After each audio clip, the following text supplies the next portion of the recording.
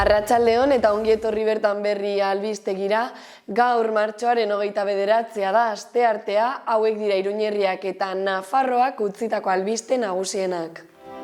Lan hitzarmen duina lortzeko helburuarekin ISNeko langilek greba iragarri dute. Pentsiodunen mugimenduak gizartearen zerbitzura dagoen banku publikoa eskatu du.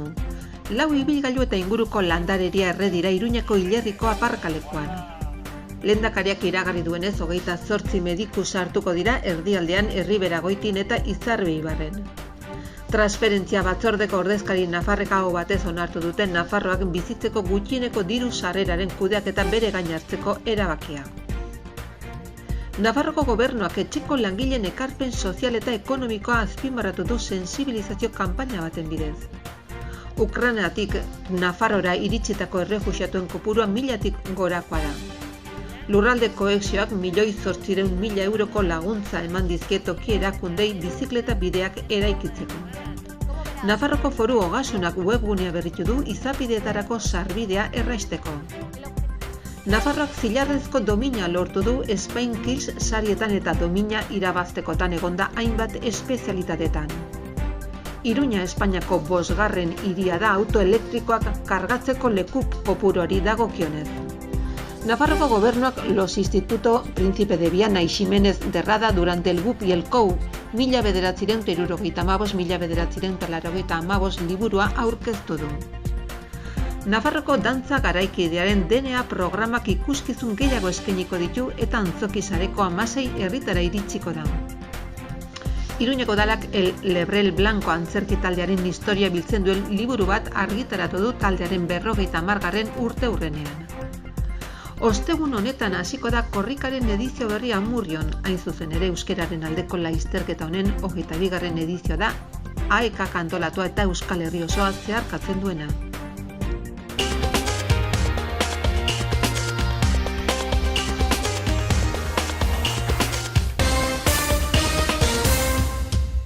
Lan hitzarmen duina lortzeko helburuarekin ISNeko langileek greba iragarri dute. ISNeko langilek martxoaren 16tik daude greban prekarietatetik aterako dituen hitzarmen duin baten alde eta iragarri dute gutxienez bertze 15 egunez segituko dutela greban. Atzo prentsaurreko bat eskaini zuten euren egoeraren berri emateko eta mobilizazioekin jarraituko dutela iragartzeko. Martxoaren 16an batzorde gehienak ELA, LAF eta UE greba egiten hasi ziren. Langileentzako hitzarmen duin bat aldarrikatzeko. Azpimarratu behar da, ISNeko langileek Iruñeko Volkswagenen barruan soldata txikinetako bat dutela. Hiriko motor ekonomikoa omen dena. Nora liteke Volkswagen makromarkak urtean milaka milioi euro faturatzen dituenak bere instalazioetan langileen egoera prekarioa ahalbidetzea. Baina jar dezagun arreta gatazka honen benetako protagonistan, ISN taldean. Enpresa hori Nafarroako enpresaririk ezagunetako batek gidatzen du. Eta Nafarroako ekonomiaren motorrak azpikontratatzen du. Satira baten hasiera dirudi, baina ez da hala. Kaltetuak benetako pertsonak baitira, familia dituztenak. Duin gabe, ISNeko langileek hilean 1000 euroko soldata baino ez dute irabazten. Eta soldata hori 2022an bizitza dagoen bezala gehiago da biziraupenetarako zerbait duin baino. Horregatik, guztiagatik astebete baino gehiago daramagu greban. Volkswagenen txanda aldakebetan egon gara. Sadarren eta joan den larunbatean konzentrazioa egin genuen udaletxeko plazan. Nabarmentzekoa da, halaber joan den ostegunean, hilaren 24an greba beste 15 egunetarako luzatu genuela, 30tik aurrera, eta beraz borrokan aurrera jarraitzen dugula. Errespetua eta hitzarmen duina eskatzen dugu. Nabarmendu nahi dugu Volkswagen ekoizpen katearen protokoloak urratzen ari direla. Autoak estali gabe ateratzen ari direla kanpora, eta horrek azken produktuaren kalitatea kaltetzen ari duela, nahita eta bere lanen prekataritatearen kontura. Ez baitu bere erantzukizunaren partea bere gain hartzen. Amaitzeko nabarmendu behar da plantillak lehen egunean bezain lotuta jarraitzen duela eta borrokak aurrera jarraitzen duela. Ostegunean autokarabana egingo dugu Iruñeko eta eskualdeko kaletan zehar eta gainerako deialdiei adi egote animatzen zaituztegu. Agur bero bat eta mila esker etortzegatik. Pentsiodunen mugimenduak gizartearen zerbitzura dagoen banku publikoa eskatu du. Mozioak aurkeztu ditu udalendan eta Nafarroako parlamentuan. Nafarroko pentsiodunen honeka, Nafarroko pentsionistak martxan eta sasoia elkartek Euskal Herriko pentsiodunen mugimenduarekin batera kanpaina bat egin dute. Bankuen aurka gizartearekiko elkartasunik gabeko jarreragatik eta zehazki adinekoenganako tratu iraingarriagatik. Atzoko bezalako mobilizazioez gain mozioak aurkezten ari dira udaletan arazonen aurrean jarrera har dezaten eta gizartearen zerbitzura dagoen banku publiko baten alde.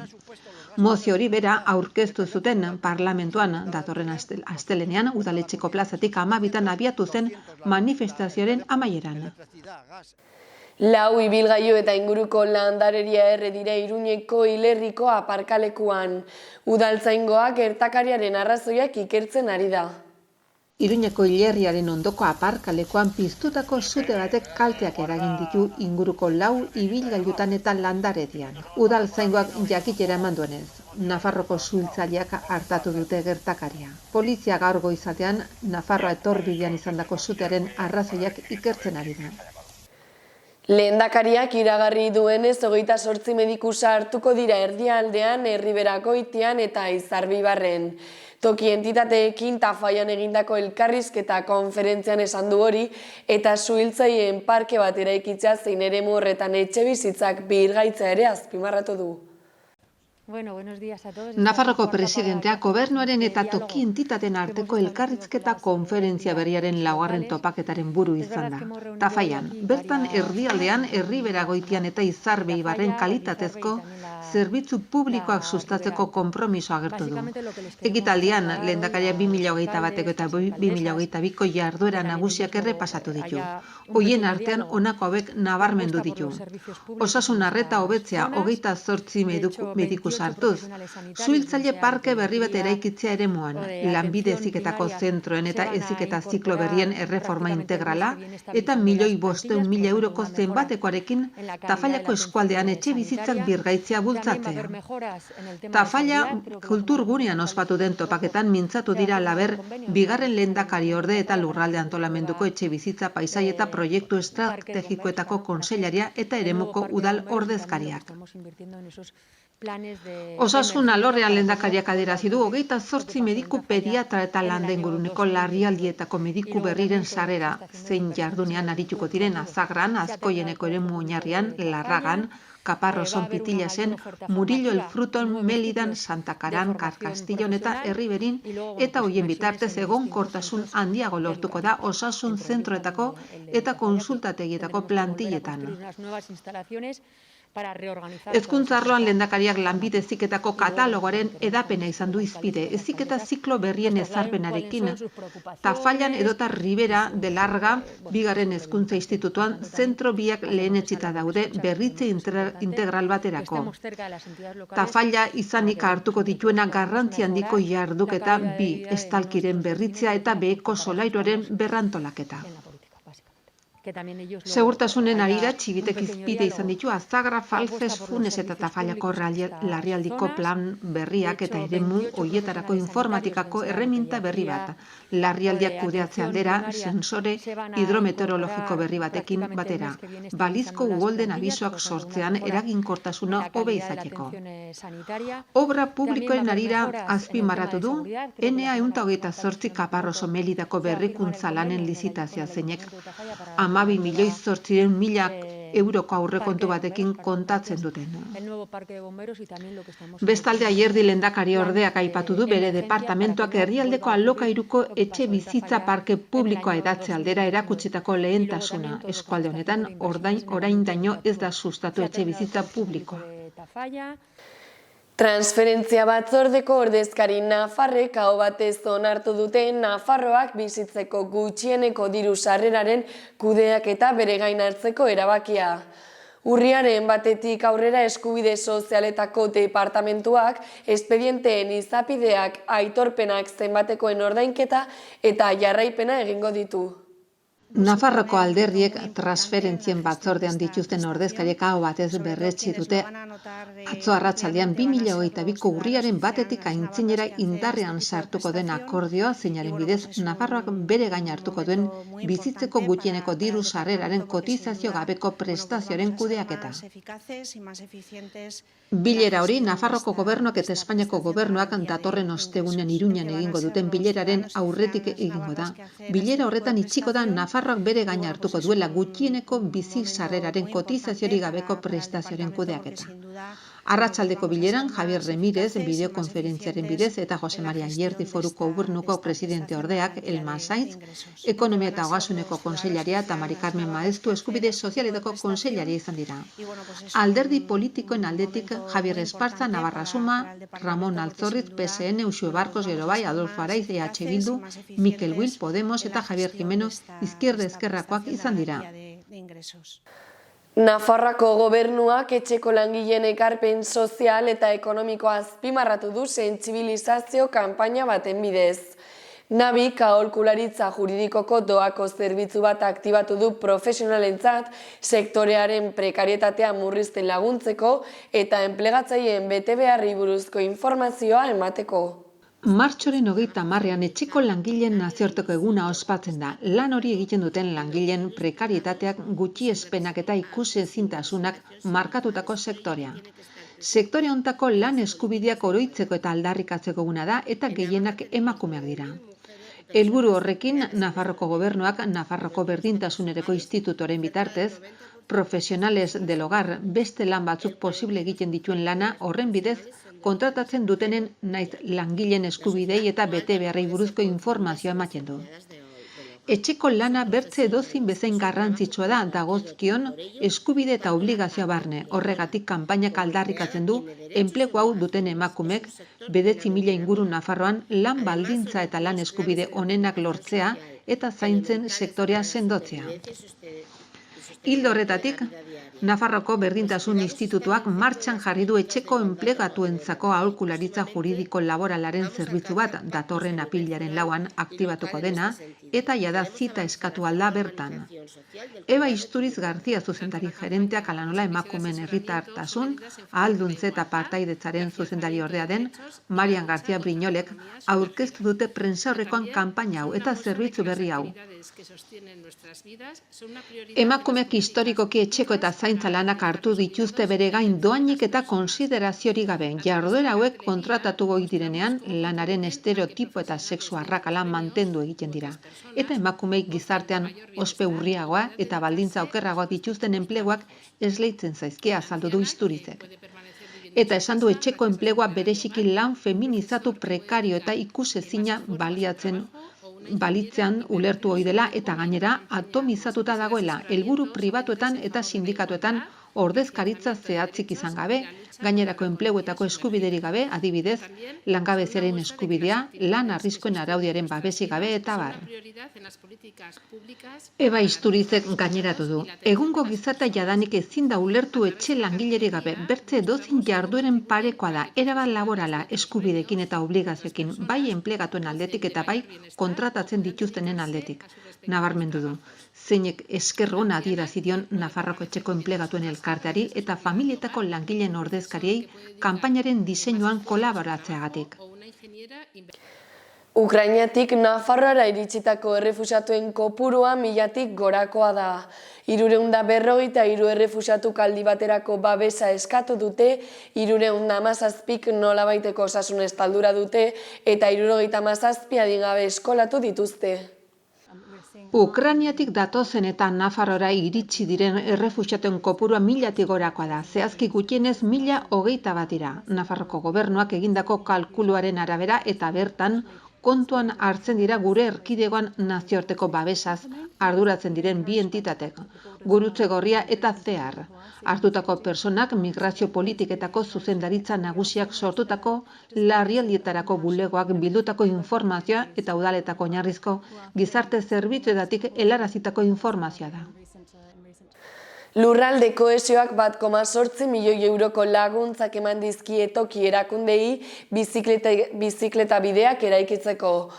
Udal kontzeju eta mankomunitateek hilabeteko epea izango dute eskabideak aurkezteko deialdian nahon argitaratzen denetik aurrera.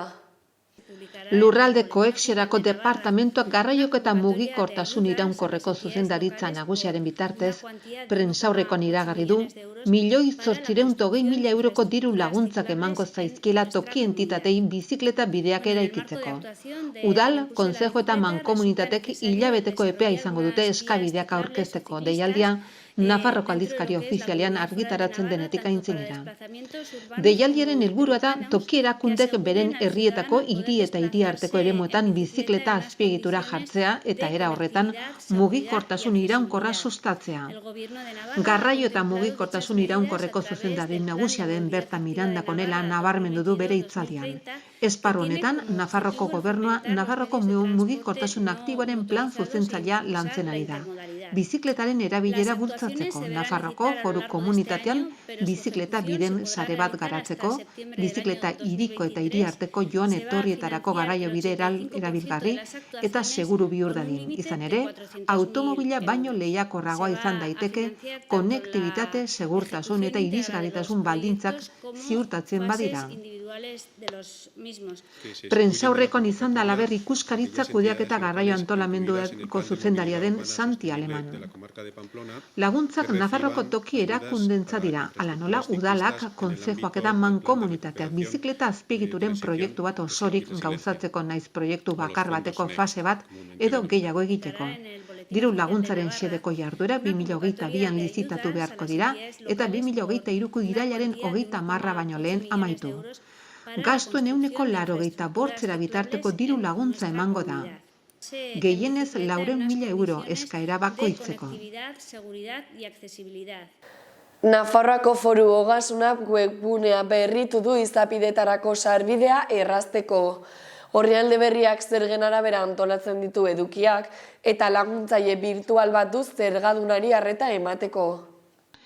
Nafarroko Foru Ogasunak webgunea berritu du erakundeak eskaintzen dituen zerbitzuetarako sarbidea hobetzeko eta zerga betebeharrak betetzea errazteko. Astelehenean argitaratutako orrialde berriak zergen araberako edukiak antolatzen ditu eta laguntzaile birtual bat du zergaduna izapide orokorretaraino gidatzeko. Webgune honetan, Nafarroko gobernuaren www.navarra.es zerbitzua eta izapiden atariaren baitan dagoen hacienda.navarra.es helbidetik sartzen da. Eta web horri honen lehenengo bertsioa da, evoluzionatzen joango da oraindik aurreko orrian dauden gainerako edukiak leku aldatuz oraingo zaiekin uztartuta baitago. Egiturak Ogasuneko zerbitzuak eta izapideak lehenesten ditu filosofi berri bati erantzuten dio. Asmoa da klik pare batekin zergadunek eske handieneko zerbitzuak eskuratu alizatzea. Abantaila erantzia izanik, orrialde berriak behar bezala ikus daitezkela gailu mugikorretan. Webgunean Nafarroko Foru Ogasuneko eta komunikazio zerbitzuetako langile ezberdinek navarra.es orriarekin edukien hobekuntza esparruan eginiko baterako lanaren emaitza da eta bere helburua da herritarrei eta enpresei internet bidez administrazioarekiko izapideak erraztea bulego batera joateko beharri gabe. Nafarroak zilarrezko domina lortu du Spain Skills sarietan eta domina irabaztekodan egonda hainbat espezialitatetan. Nafarrako talderen parte hartze garrantzitsua lanbide heziketako trebetasunaren lehiaketan nazional nagusian. Alex Santesteban Opoka ikasleak eta Abel Laskurain Larrañaga tutoreak Iruñako Virgen del Camino ikastetxekoak osatutako taldeak zilarrezko domina bat lortu dute fabrikazio mekanikoko lanbide arloko CNC fresado kategorian. Spain Skills lehiaketan lanbide heziketako trebetasunen lehiaketan nazional nagusian. Urduritasunez eta itxaropenez betetako aste baten ondoren lehiaketen Nafarreko 21 ikasle eta tutoreak adierazi dute pozik daudela txapelketa honetan parte hartzeagatik, euren komunitatea ordezkatuz eta haien hitzetan esperientzia ahaztezina da. Gure trebetasunak eta ezagutzak erakusteko aukera ematen diguna, baina batez ere, lehiakide guztien arteko harremanen bikainaren esperientzia izan da. Sentimentu hori disiplina ezberdinetako tutorek berretsi dute.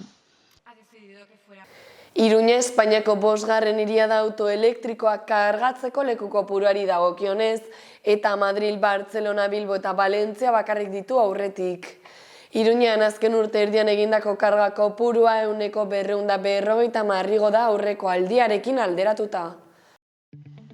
Iruñan badira ibilgailu elektrikoendako 56 kargagune hirian barna banatuta eta beti puntu estrategikoetan jarrita haien erabilera erraisteko.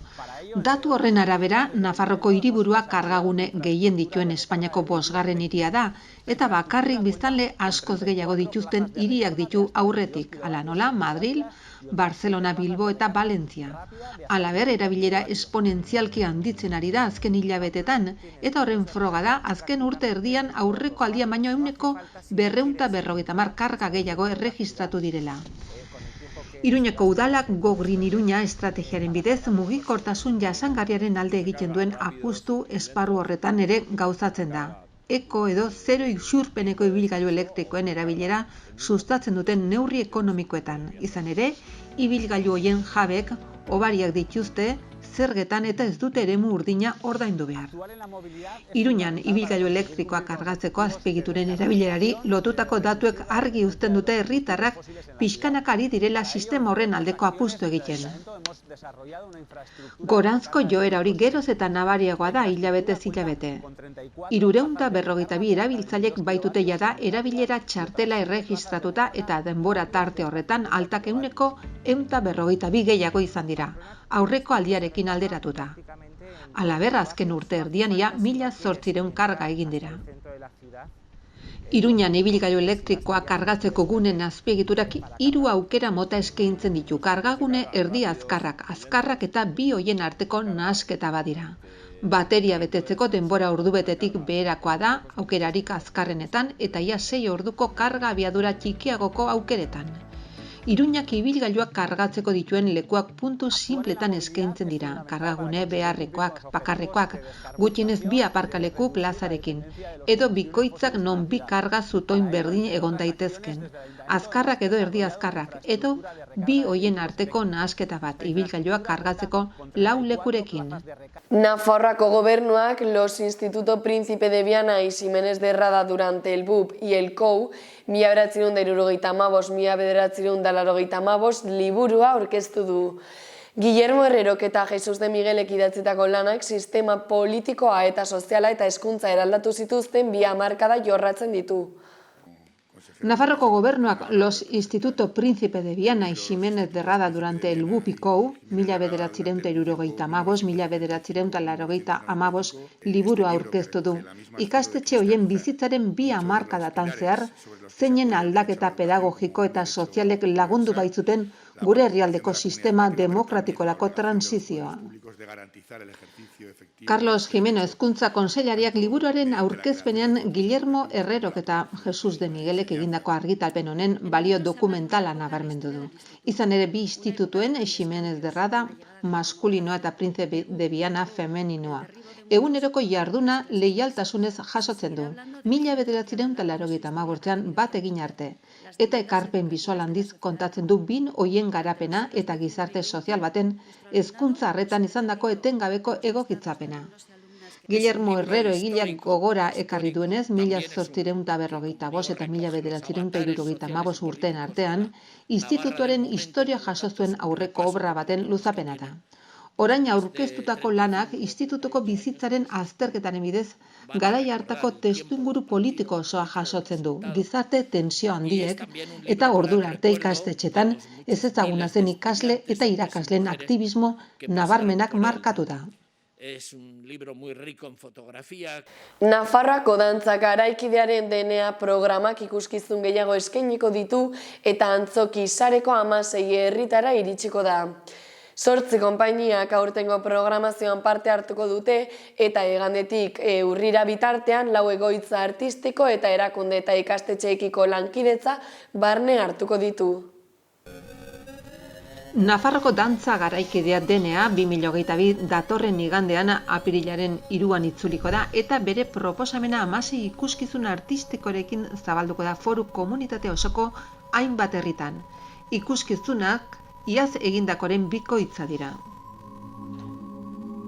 Kultura zuzendaritza nagusia Bianako Printze erakundeak eta Baluarte Fundazioak antolatutako programazioa datorren urrira arte luzatuko da eta dantza garaikideko 8 konpainiak parte hartuko dute. 16 erakustaldiez gain 4 egoitza artistiko bitartekaritza jarduera batzuk, egoitza teknikoak flash mod bat ikastetxekin, jarduerak mugaz gaindiko atalak proiektuaren barruan eta lankidetza. Lehen aldiz, Nafarroko Unibertsitate Museoarekin bertzea bertze. Hauek dira garatzeko aukeratutako agertokiak. Alsasu, Ansoain, Agoitz, Castejon, Corella, Lizarra, Etxarriaranaz, Lesaka, Murtxante, Noain, San Adrián, Zangoza, Tapaia, Biana, Tarrabia, eta zizur nagusian guztiak Nafarroko antzoki sareko kideak.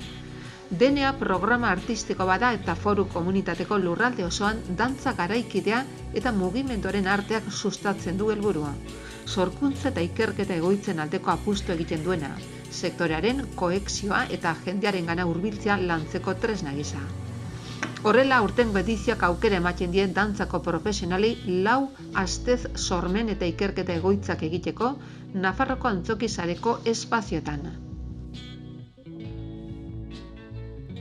Udalak Lebrel Blanco antzerki taldearen historia biltzen duen liburu bat argitaratu du taldearen 50. urteurrenean. 18 urteko ibilbidean 46 muntai antzeztuta erreferentzia historikotzat jotzen da Iruñeko antzerkigintzan. Iruñako alkateak parte hartu du Iruñako udalak argitaratu eta Victor Iriarte antzerki kritikariak idatzi duen La colopenda historia del grupo de teatro El Lebrel Blanco liburuaren aurkezpenean.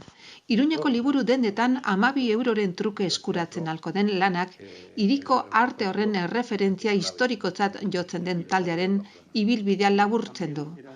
Taldea 1972an sortu zen Iruñako udalaren laguntzarekin eta 18 urteko ibilbidean guztira 46 muntai taularatu zituen.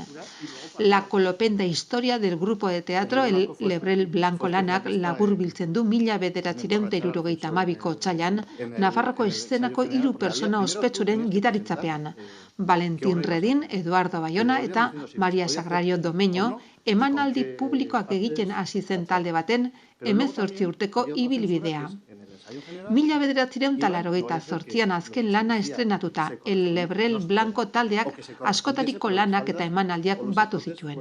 26 helduei zuzenduta, 19 familiei zuzenduta eta bertze bat gaztendako pensatuta.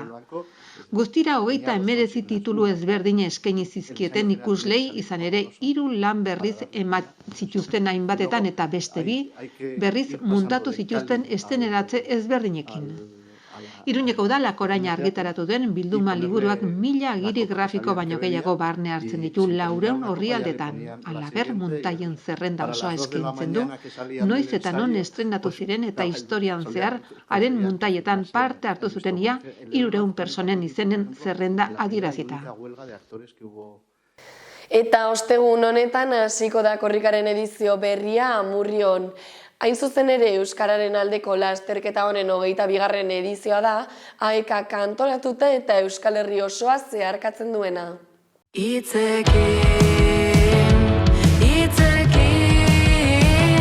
Hortzegun honetan hasiko da korrikaren edizio berria Amurrion. Hain zuzen ere Euskararen aldeko lasterketa honen 22. edizioa da AEKak antolatua eta Euskal Herri osoa zeharkatzen duena. Izan ere, lasterketan horren helburu bikoitza da batetik euskararen aldeko kontzientziazio bultzatzea eta bertzetik AEKaren euskara ikastegietan eguneroko lan hori egiteko funtsak biltzea. Antolatzailek adierazi dutenez, giro ezin hobea izango da Amurrion, hainbat ekimen antolatu bai daude. Izan ere, egun osoko jaia prestatu dute Amurrioko eta Aiaraldeko herritarrek 22. korrikari hasiera emateko. Asteko txupinazio eta kale animazioarekin girotuko da Amurrio eta goizean hainbat ekimenek alaituko dute eguna eguerdiaren aurretik. Parrilla da antolatu da eta era berean herriko hainbat tabernatan bazkaltzeko aukera egongo da. Gainera plazan izango da hasiera ekitaldia arratsaldeko 4tik aintzinera. Korrika Euskal Herri osoan zehar egiten den euskararen aldeko ekimen handia da, euskararen aldeko kontzientzia suspertzea eta euskaltegien eguneroko lan indarratzeko dirua biltzea ditu helburu. 1980an Euskal Herria oinatitik Bilbora zeharkatu zuen lehenbiziko korrika antolatu zenetik. Euskeraren alde antolatzen den ekitaldirik jendetsuena eta garrantzitsuenetakoa da. Ordudanik 21 korrika eta 51 urte igaro dira. 2022ko martxoren 31an hasita 11 egunez eta gelditu gabe korrikak Euskal Herria zeharkatuko du. 22. aldiz, 2000 kilometro baino gehiago euskeraren alde, adin eta mota guztietako milaka partaiderekin, gau eta egun gelditu gabe. Korrika hasi eta amaitu arte lekukoa eskuz esku eta kilometroz kilometro eramaten dute korrikalariek. Lekuko horren barruan euskaldun ezagun batek korrika helmugara iristean irakurriko duen mezua gordetzen da. Ordura arte sekretupean gordetzen dena. Ostegun honetan beste behin ere euskaldunek euskeraren alde agertuko dira.